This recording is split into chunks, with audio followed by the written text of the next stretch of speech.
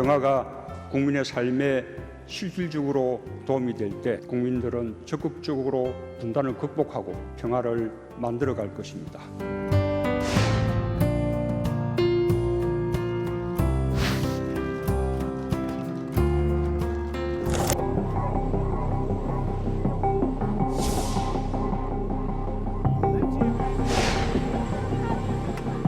Well, it could happen, but I want to bring it further down the line.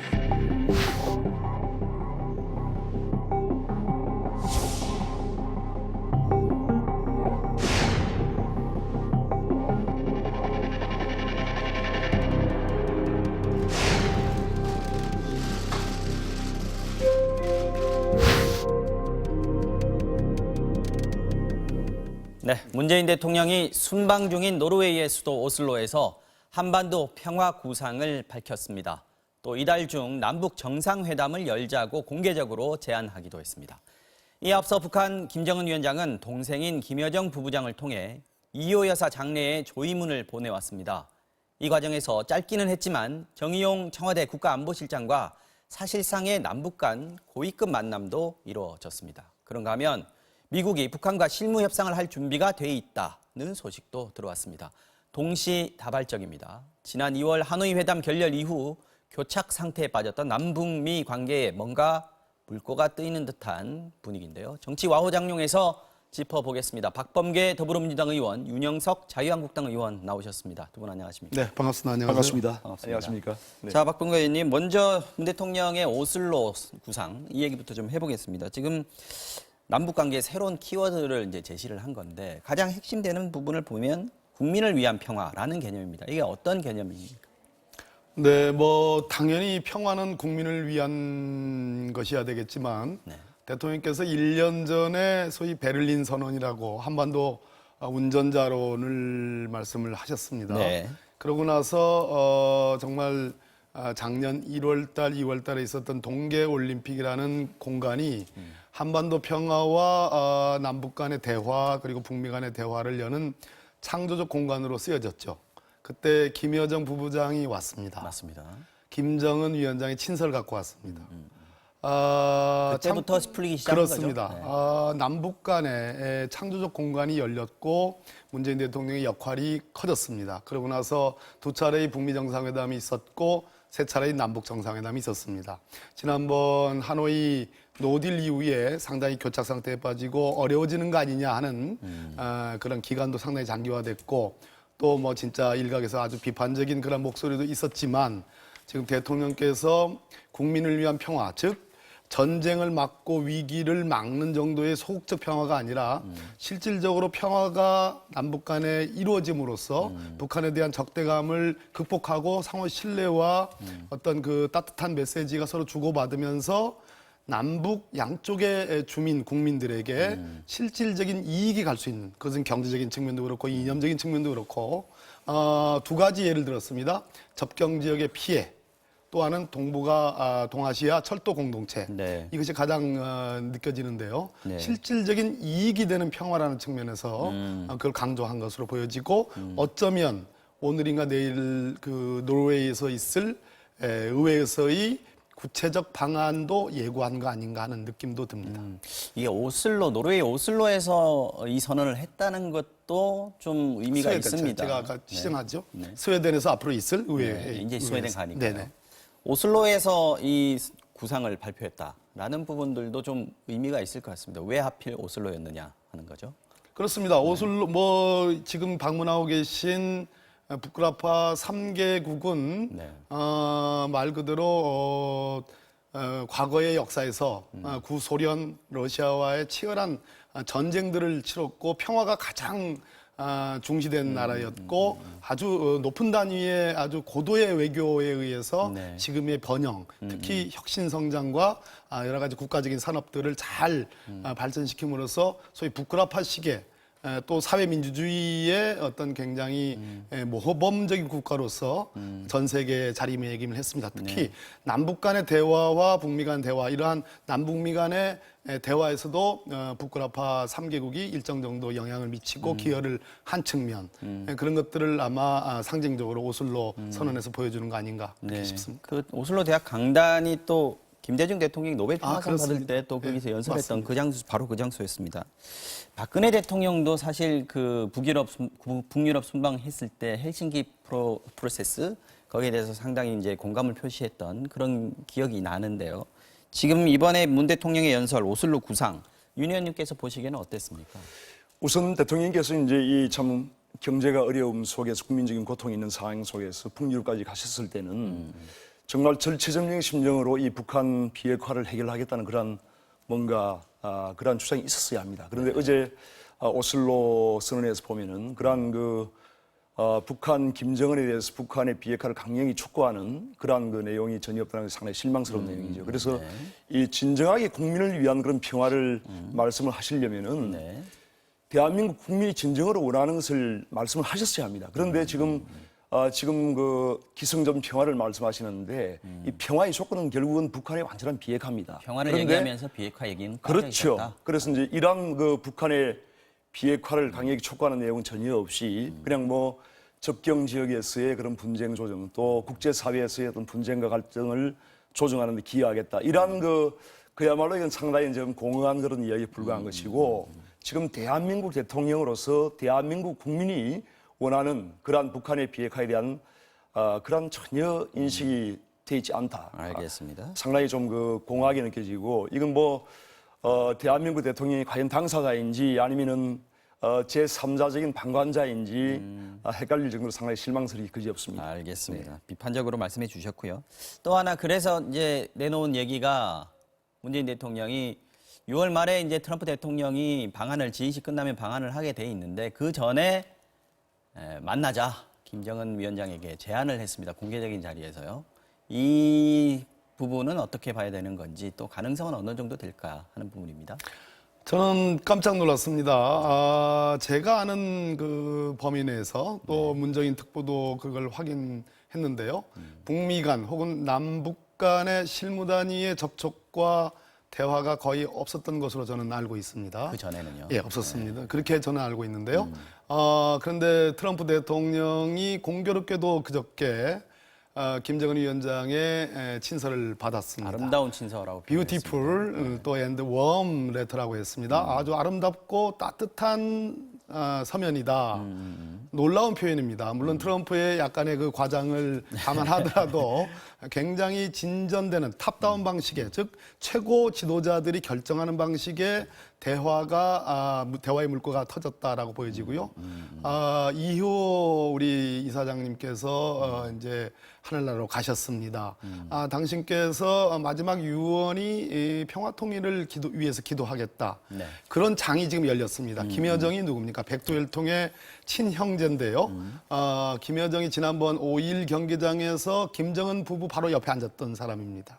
가장 형식적으로는 최대의 높은 사람, 권위 있는 사람을 판문점으로 보냈습니다. 그러나 우리 국경은 넘어오질 않았습니다. 그렇죠. 이것이 바로 현 상태를 정확하게 반영하는 것이다. 어쩌면 문재인 대통령의 스웨덴 의회에서의 연설, 지금 윤 의원님이 아쉬웠다고 말씀하시는 비핵화에 관한 말씀이 뭐 추상적으로라도 있을 가능성이 있고 그렇든 저렇든 어떻든 삼국 지도자 간의 탑다운 방식의 논의가 시작됐고 급물살을 탈 가능성이 높고 대통령께서 말씀하신 이번 G20 정상회담 이전에 만나보고 싶다는 말씀은 공식적인 4차 남북 정상회담을 제안한 것으로 보여지고 가능성이 높아져 가고 있다라고 진단할 수밖에 없겠습니다.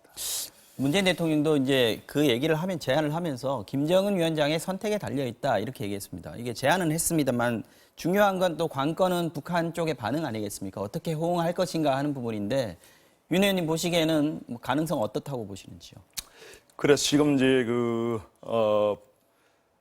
지금 6월 28, 29일 날 이제 오사카에서 그렇죠. 둘 중에 하나 G20 온다는 거죠. 정상회담이 있은 후에 네. 6월 말경에 지금 그 한미 정상회담이 있을 예정인데 네네. 그 전에 지금 그 남북 정상회담을 하자는 거 아닙니까? 그런데 지금 북한 김정은이 불과 이제 지금 한 달 전에 5월 4일, 5월 9일에 지금 두 번의 탄도미사일 실험이 있었습니다. 그렇죠. 그렇지 않습니까? 그리고 이번에도 장거리 그 미사일이라고 조문단을 보면은 표현합니다만. 네. 북한의 공식적인 조문단이 아닙니다. 그리고 개인적인 차원에서 이제 김여정을 보낸 것이고 결국은 이제 아직 공식적인 관계가 되지 않고 있다는 반증인데요.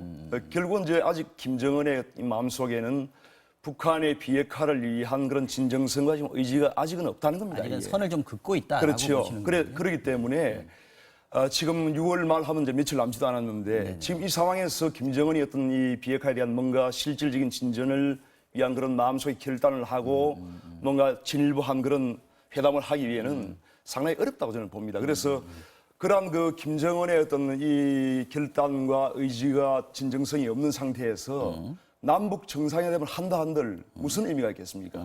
불과 얼마 전에 이제 미북 정상 간에 지금 하노이 회담이 노딜로 지금 결렬됐지 않습니까?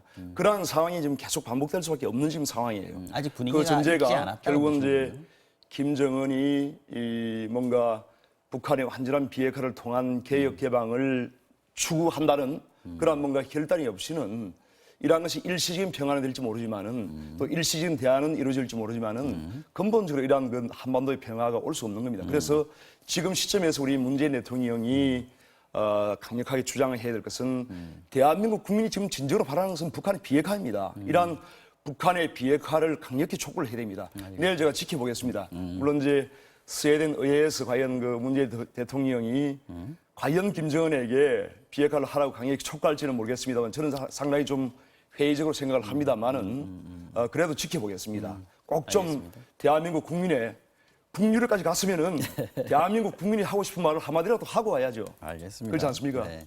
자, 이 부분은 어떻습니까, 박 의원님? 제가 보기에 말이죠. 이 문 대통령이 한 말 중에 기자 질문 뭐 답변 중에 나왔습니다만, 김정은 위원장이 트럼프에게 보낸 친서를 보낸다는 사실도 미리 알고 있었고, 내용도 자기가 어느 정도 들었다, 전달받았다라고 얘기를 했거든요.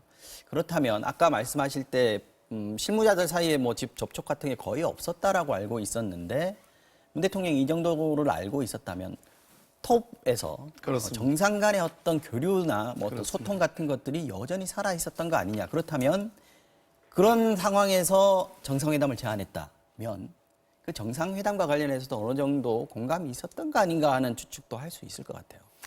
그래서 이제 뭐 저희들이 지금 분석하고 이해하는 것은 전부 다 이제 분석 말 그렇죠. 그대로 추론에 입각한 그 가능성들인데요. 네. 그러나 대체적으로 이제 과거에 있었던 3차 남북 정상회담과 두 차례의 북미 정상회담의 과정을 보면 특히 싱가포르 정상회담과 하노이 정상회담 사이에서 북미 간에 친서가 교환이 됐습니다.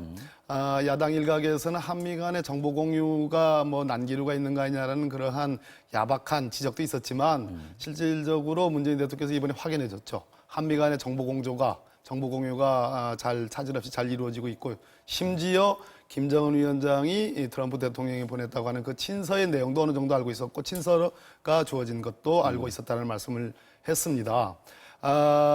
지금 가장 중요한 것은 뭐 트럼프 입장에서는 빅딜, 원샷 빅딜 아니겠습니까? 조금 잊혀진 개념이긴 합니다만 우리 정부의 외교안보의 상당히 그 권위자 고위급 인사의 표현은 굿 이너프 딜입니다. 이 간극이 있습니다. 아시다시피 김정은 위원장은 동시적, 병행적입니다. 비핵화와 평화체제 구축과 체제 인정 뭐 이런 등등이요. 네. 그런데 거기서 우리 정부가 취하고 있는 입장은 조금 더 나가 있는 거죠. 그렇다고 그래서 완전히 비핵화 이후에 제재를 완화한다.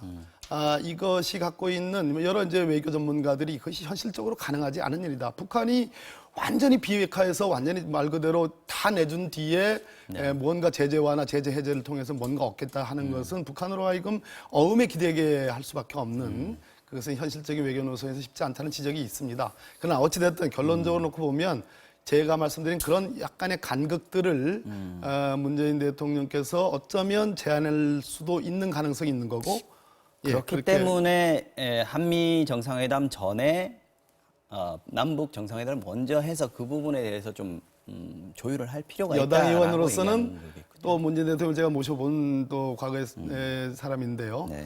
대통령께서는 그런 의지가 있지 않을까 하는 조심스러운 추측을 해봅니다. 아까 김정은 위원장이 이제 김여정 부부장 통해 가지고 조의문을 보낸 거 그리고 조화를 보낸 거 이 부분에 대해서 어느 정도 선을 그은 행위였다라고 평가를 하셨는데 그래도 그 전에 생각을 해보면요, 전혀 교류가 없었고 심지어 이제 우리가 인도적으로 쌀 지원할 때도 좀 비판적으로 지금 쌀 보낼 때냐, 실질적인 진전을 보여라, 뭐 이렇게 얘기를 했는데 이게 조금 이제 물론 이제 어떤 장래라는 계기가 있긴 했습니다만 좀 뭔가 좀 풀리는 거 아닌가 하는 생각도 할 수 있을 것 같은데. 예, 지금 상황은 특수한 상황 속에서 이제 벌어진 그런 일이고요. 네. 일단 그 김정은과 또 이제 김정은의 부친 김정일과의 또 김대중 전 대통령과 이제 이희호 고위 이희호 전 대통령 부인과의 어떤 그런 특수한 관계 그런 속에서 이제 당연히 조문은 해야 되겠죠. 그렇지만 그걸 이제 남북 당국 간의 어떤 공식적인 조문이 아니고 일단 본인의 이제 여동생을 보낸 것입니다. 그래서 이것은 이제 결국은 그 아직 남북 관계를 정상화할 만한 그런 뭔가 단계가 아니다라고 하는 것은 이제 하나의 메시지를 시그널을 보내는 것이고 그래서 이 자체는 뭐 우리가 어떤 크게 어떤 큰 의미를 부여할 사항은 아닌 것 같습니다. 그래서 지금 중요한 것은 지금 모든 남북 관계의 교착 상태와 미국 간의 지금 이런 그 교착 상태가 벌어진 것은 결국은 김정은이 계속적인 지금 도발을 하고 있고 불과 한 달 전에 지금 탄도미사일 또 도발했지 않습니까? 그 다음에 영변 핵시설 이외에는 지금 다른 그 여러 군데 있는 핵시설 또 핵물질, 핵 프로그램을 동결하겠다는 뭔가 동결하고 완전히 해결하겠다, 완전히 파기하겠다라고 하는 이런 그 의지가 아직까지 서지 않기 때문에 지금 벌어지고 있는 일들입니다. 그렇기 때문에 지금 우리 정부가 이런 그 남북 간의 교착 상태를 풀고 북한을 개혁 개방으로 이끌어내고 또한 미북 간의 그러한 관계를 정상화시키고 북한이 국제사회로 나오게 하기 위해서는 근본적으로 자꾸 이제 문재인 대통령은 뭐 평화, 대화 자꾸 이런 이야기만 하시는데 그 평화와 대화의 근본적인 조건은 북한 비핵화입니다. 이러한 북한 비핵화에 대해서는 지금 북유럽까지 가서 한 말씀도 하시지 않고 그냥 봉응한 그 표현, 그 또는 이야기만 이렇게 해서는 과연 이 대한민국 대통령으로서 국민의 그런 어떤 소망과 바램을 대변하는 그런 대통령의 그런 모습인가? 저는 정말 실망스럽습니다. 이 부분도 한번 보겠습니다. 우리 측에서 정의용 실장이 갔습니다. 그리고 김여정 부부장이 물론 직함은 부부장이지만 김정은의 여동생입니다. 이 두 사람이 15분간 만났습니다. 물론 이제 공개된 내용들은 있습니다만 15분간의 이게 실질적으로는 고위급 회담일 수 있어요. 접촉일 수 있습니다. 알려지지 않은 어떤 얘기들이 있을까 하는 거예요.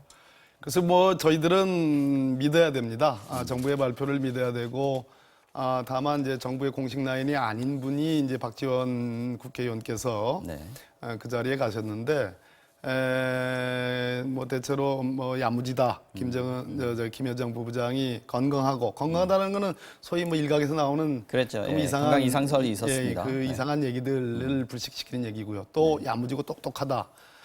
그 얘기는 분명한 자기 메시지가 있었다라는 그런 얘기 아니겠습니까? 그런데 우리가 그래서 외교뿐만 아니라 우리가 정치 행위를 한다든지 또는 어떤 기관 간의 어떤 중요한 얘기들을 나눌 때 심지어 비즈니스도 말을 다 해서가 아닙니다. 그 오히려 말을 더 많이 해서 화를 불러일으키는 경우도 있고 결렬이 되는 경우도 있는데 말을 덜 하지만 그러나 눈빛과 눈빛으로 그리고 그 조전과 조화를 전달하는 방식과 어떤 격식과 그 위치에 사람의 위치 등등으로 봐서 충분히 이 어떤 그 드러나지 않는 그런 메시지가 있을 수 있는 거고요. 그런 측면에서 저는 문재인 대통령의 스웨덴 의회에서의 연설이 기다려지고 지금 매일같이 거의 트럼프 대통령이 지금 트윗을 하고 있습니다. 그래서 오늘도 기다려졌고 내일도 기다려봐야 되는 거 아닌가. 이 속에서 이호 여사님의 또 장례식 이런 등등을 좀 한번 지켜봐야 될 문제가 아닌가 하는 생각이 듭니다. 알겠습니다.